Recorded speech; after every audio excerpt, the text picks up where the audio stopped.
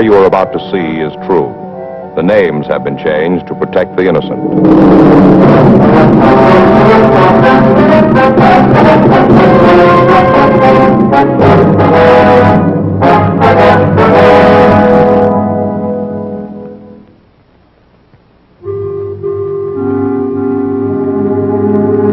This is the city.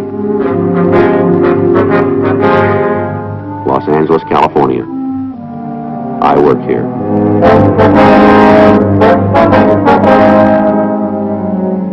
It was Tuesday, June 12th. It was hot in Los Angeles. We were working the day watch out of Auto Theft Division. My partner's Frank Smith. The boss is Captain Nelson. My name's Friday. The recovery rate of stolen automobiles had dropped far below normal. Evidence pointed to an organized gang of car thieves. We had to break it up.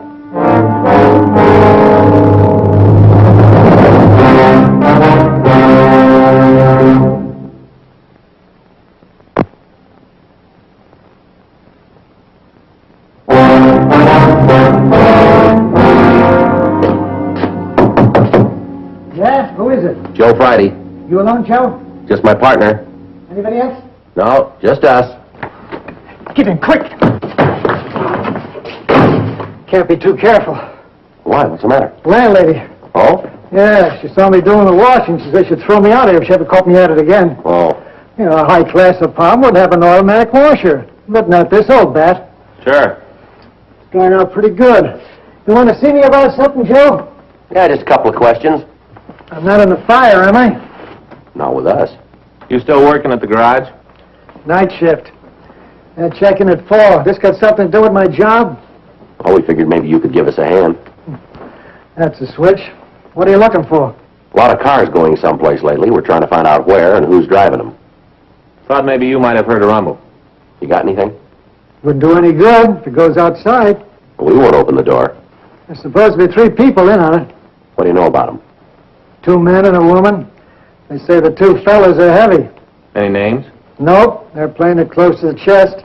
Even the rumble's not solid.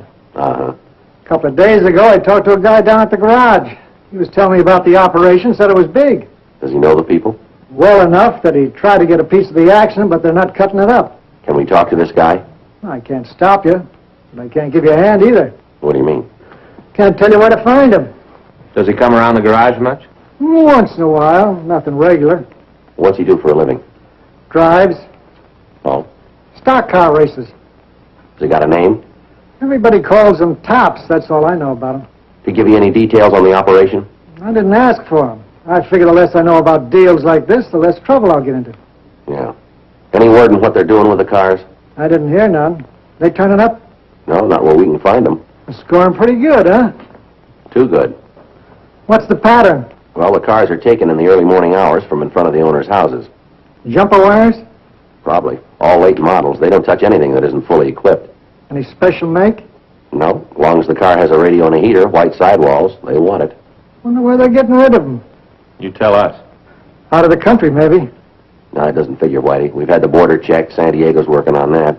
2 of the jobs, we had the broadcast out within a half hour after the car was taken. Couldn't turn anything. They just seemed to disappear.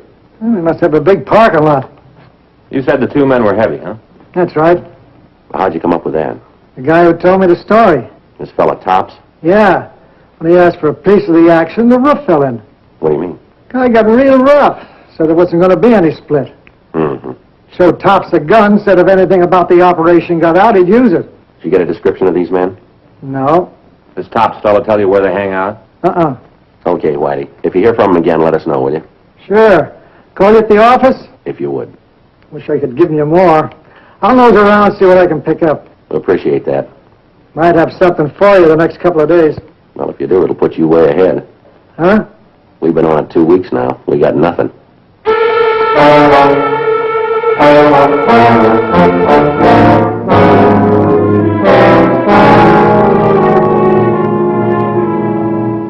The first theft had occurred on Saturday, May 26th. Since then, 24 more automobiles had been stolen.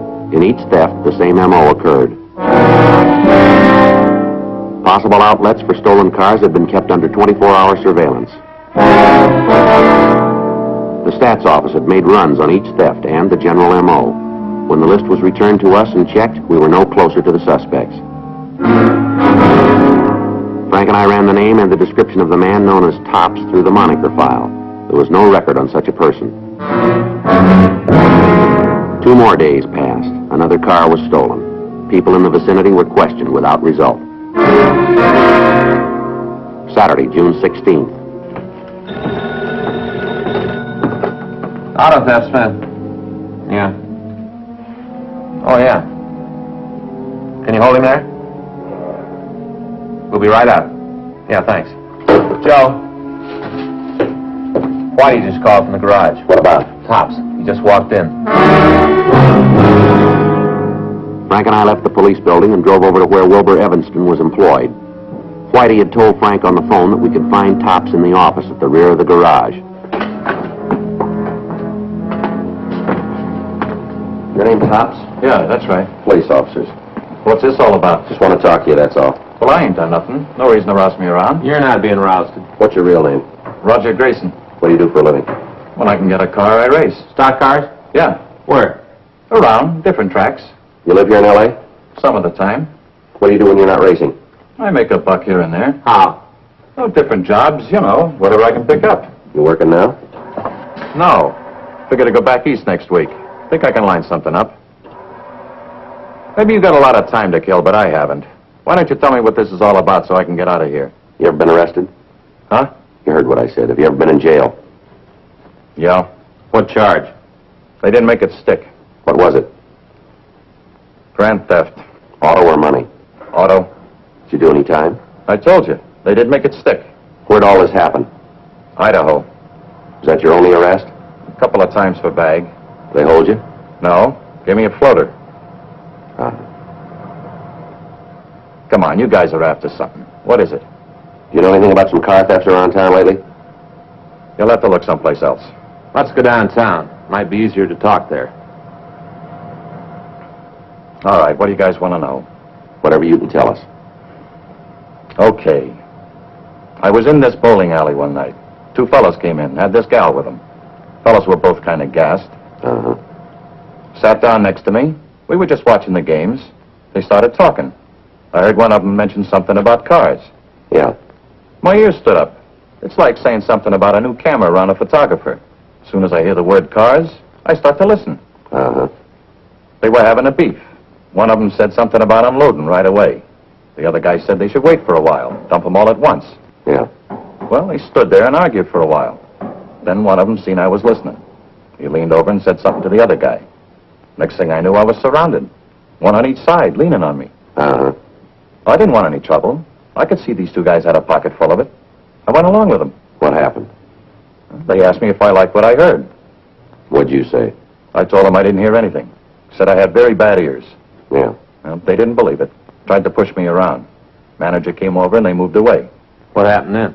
Came back, told me if I said anything, they'd get me. One of them had a gun. He kind of pulled his coat back. I could see it in his belt. Uh-huh. Did you try and cut yourself in on the deal? No, We heard you did. not true. I told Whitey that, but it never happened. Well, why'd you tell him it did? Trying to be a big man, I guess. Now, these 2 fellas, they hang around this bowling alley all the time? First time I ever saw them there. Where is it? Hollywood Boulevard near Rossmore. You said something about a woman. Yeah. You sure she was with him? She came in with them, left with them. They have a car? Who knows? When they shoved off, I stayed where I was. Figured maybe they were waiting for me. Didn't leave the place until just before 2. All right, Grayson, we'd like you to come downtown and look at some mud books, if you would. What's the matter? You'd know him if you saw him again, wouldn't you? Yeah, I'd know him. That's not the problem. What is? Well, they'd know me.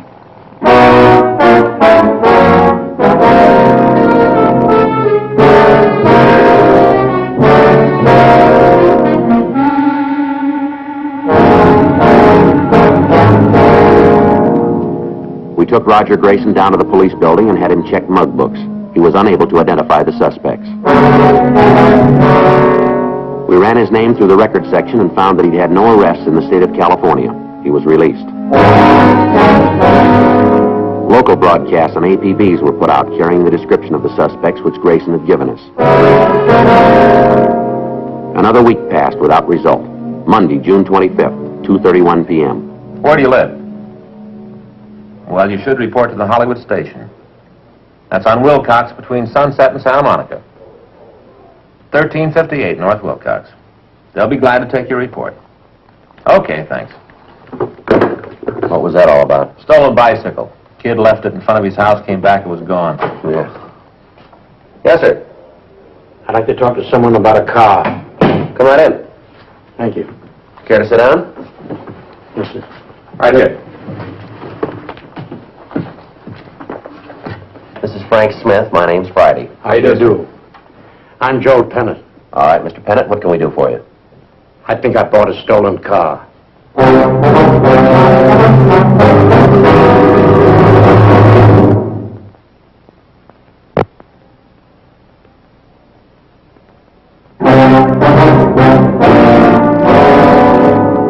Why do you think the car was stolen? Well, there's something funny about it, the whole thing. Where's the car announcer? Outside, down the other street? Would you happen to have the license number? Yes, do you want it? Oh, we'd like to check it out, yes, sir. Yes, I got all the information. Pink slip and... Here it is, here, yes. Thank you, sir. I'll run the make on it. Okay. I hate to put you to so much trouble. That's perfectly all right, sir. It's our job. Sure made me feel silly if I was wrong about this. How'd you happen to buy the car? Well, I own a little place out in the valley, sort of restaurant and cabins for tourists. I see. It's quite a ways out. We don't do too much business, but it's a living, and we work pretty hard. Yes, sir. And this fella came in the day before yesterday. It was Saturday. And he sat down, had something to eat, and we started talking. Nothing important. Uh-huh. He said he was on his way back east looking for work. He had a lot of trouble, lost his job and all. Yeah. Well, he had this new car parked outside. And he wanted to know if I knew someone who would take it off his hands at a bargain. Uh-huh. He said he just bought it a couple of weeks ago and paid cash for it and owned it outright. And he felt kind of badly about having to take such a loss on it, but he didn't have dough enough to buy gas for it. I see. Well, I asked him how much he wanted for it, and he quoted me a price $200 under wholesale. Well, that looked like a pretty good deal to me, so I took him up on it. Just like that. No, sir, I was careful, but maybe I wasn't careful enough. A lot of other fellas come in and try to sell me things, and I learned the hard way. So I asked him if he had any proof to show me that he really owned the car. Did he have any proof? Yes. He showed me the pink slip and told me where he bought the car. Brompton Auto Service, out in Hollywood. Did you contact them? Yes, I put a call through right away. What'd they say? Well, I talked to a couple of secretaries before I got the sales manager. He checked his records and told me the car had been purchased there. He even gave me the man's name who bought it. Uh-huh.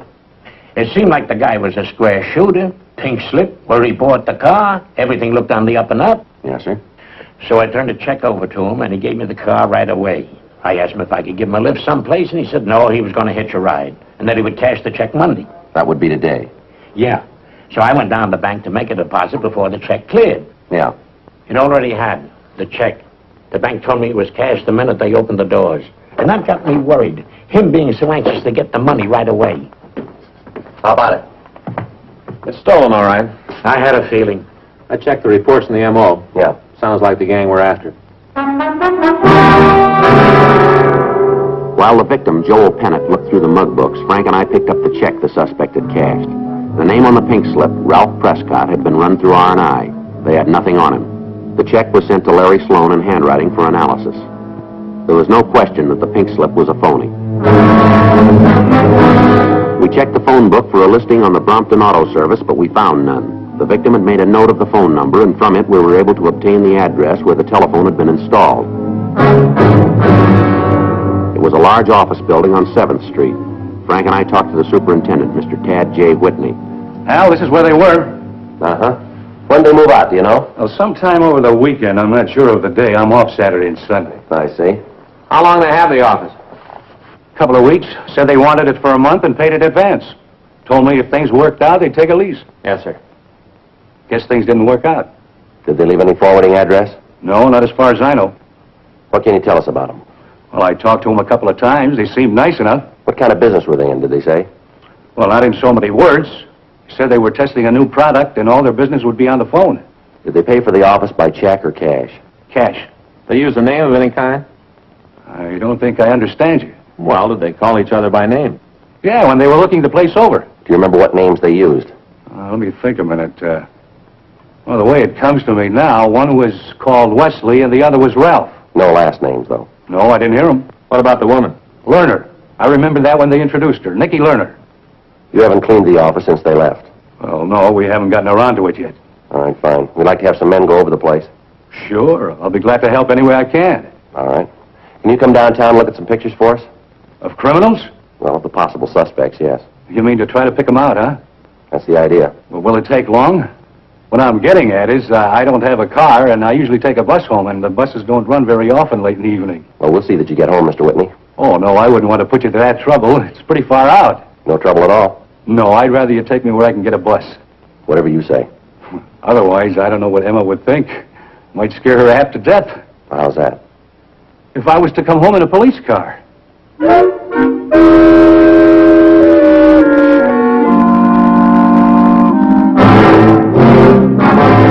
We took the superintendent down to the police building, but he was unable to identify the suspects. The crime lab crew went over the office, but they failed to find any physical evidence. Another week passed. During that time, we had reports that 4 of the stolen cars had been sold. The circumstances in each case were the same. In each instance, we checked out the address the suspects had used as a front, but without result. Tuesday, July 3rd.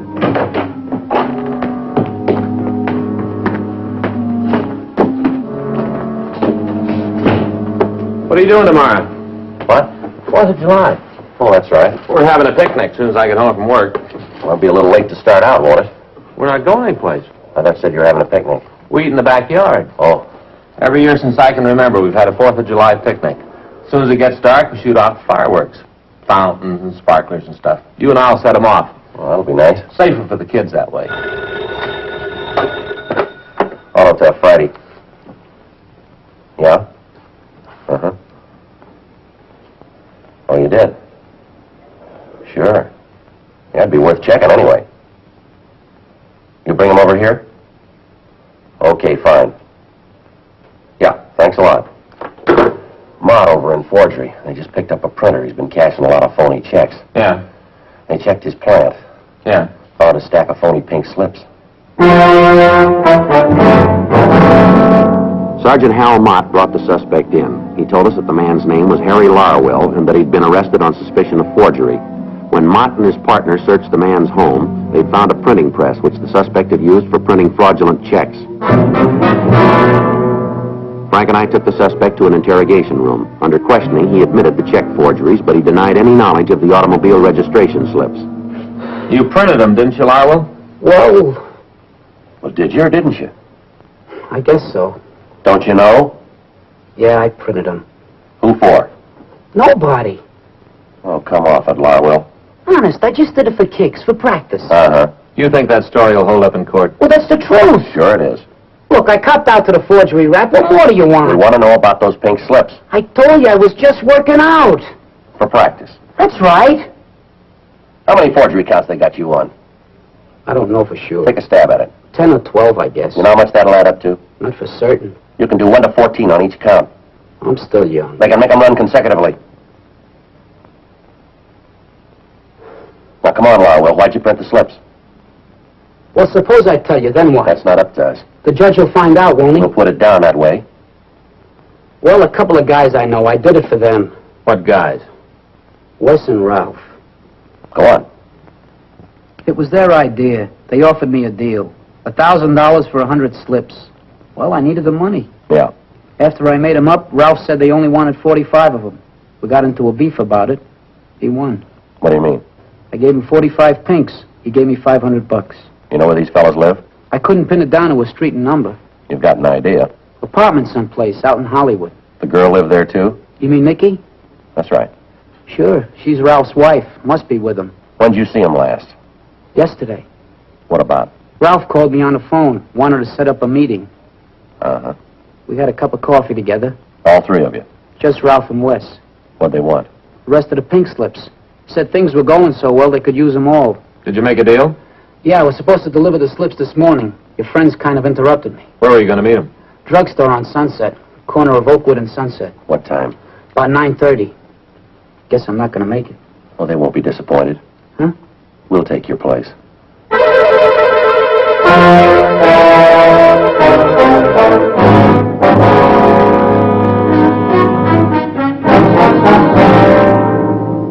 The 3 suspects were taken into custody. While other teams of detectives questioned the two men, Frank and I interrogated the Prescott woman.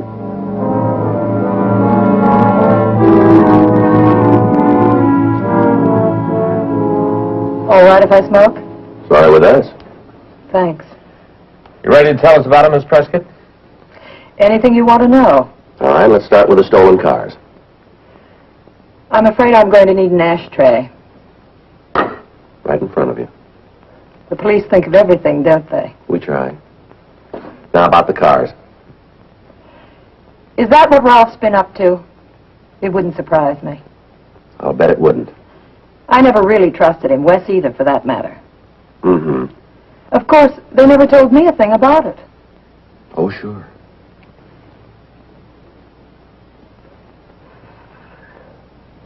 No, really, Sergeant. Why, if I'd known they were breaking the law, I'd have reported it myself. Even my own husband. I wouldn't stand for anything like that. Then why were you in on it, too? You've got no right to accuse me. Just because a woman's married to a man, you can't blame her for what her husband does. 3 of the victims made phone calls to fictitious dealers. They talked to a woman. She was supposed to be a switchboard operator. I assure you, I have never worked a switchboard in my life. There wasn't any switchboard. Exactly. But you were on the other end of the phone. Wouldn't that be rather difficult to prove? Your husband and his pal have been running dummy offices all over town. Now, we can put you in a half a dozen of them. I've tried to be a good wife, Sergeant. I've spent a lot of time with Ralph. Yeah. I guess I was wrong about him. But when you're in love, it's easy to make mistakes. I'm sure you know what I mean, Sergeant. Yeah. I'm not responsible for my husband's actions any more than he's responsible for mine. Now that I know what he really is, of course, that washes us up. Actually, I'm grateful the whole thing came out. I wouldn't want to go on living a lie. Then why don't you stop lying?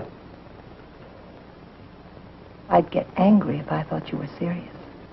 You listen to me, Miss Prescott. You're in this up to your neck. You think your husband would be happy with you running around loose while he's doing a stretch in prison? Ralph wouldn't want an innocent person to suffer.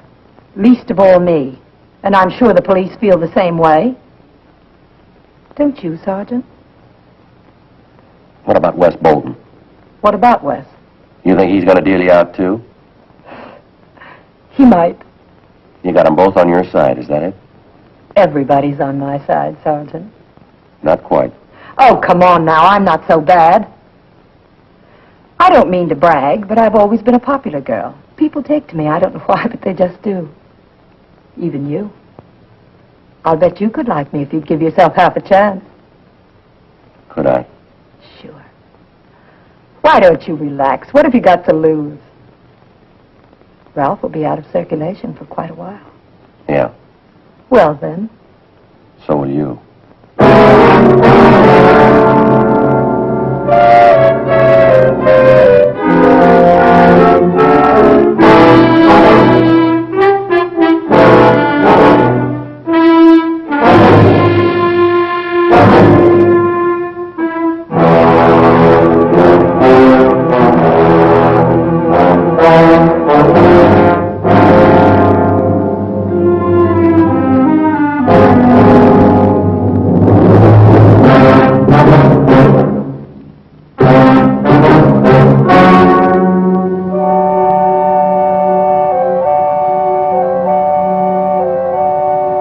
On November 9th, trial was held in Department 97, Superior Court of the State of California, in and for the County of Los Angeles.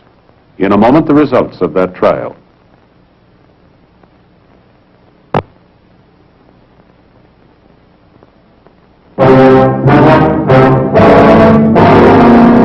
The suspects were tried and convicted of grand theft auto, 5 counts. Grand theft auto is punishable by imprisonment for a period of from 1 to 10 years in the state penitentiary.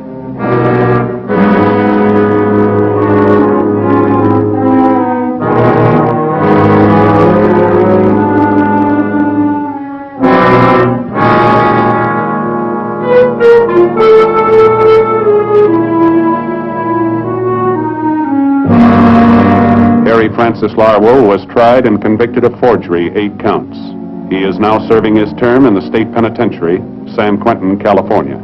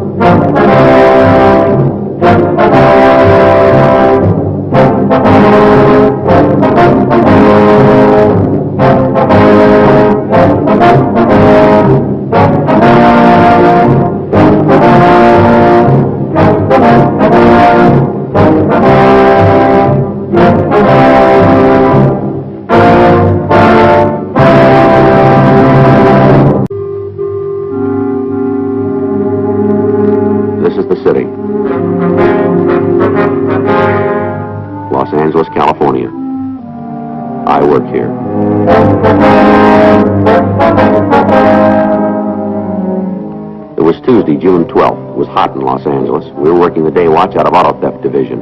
My partner's Frank Smith. The boss is Captain Nelson. My name's Friday. The recovery rate of stolen automobiles had dropped far below normal. Evidence pointed to an organized... That's a switch. What are you looking for? A lot of cars going someplace lately. We're trying to find out where and who's driving them. Thought maybe you might have heard a rumble. You got anything? Wouldn't do any good if it goes outside. We won't open the door. There's supposed to be 3 people in on it. What do you know about them? 2 men and a woman. They say the 2 fellas are heavy. Any names? Nope, they're playing it close to the chest. Even the rumble's not solid. Uh-huh. A couple of days ago, I talked to a guy down at the garage. He was can't be too careful. Why? What's the matter? Landlady. Oh? Yeah, she saw me doing the washing. She said they should throw me out here if she ever caught me at it again. Oh. You know, a high-class apartment would have an automatic washer. But not this old bat. Sure. It's going out pretty good. You want to see me about something, Joe? Yeah, just a couple of questions. I'm not in the fire, am I? Not with us. You still working at the garage? Night shift. And checking at 4. This got something to do with my job? Oh, we figured maybe you could give us a hand. Gang of car thieves. We had to break it up.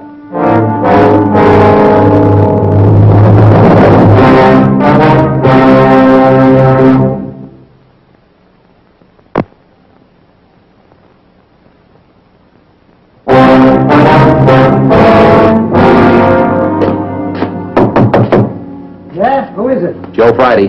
You alone, Joe? Just my partner. Anybody else? No, just us. Get in, quick!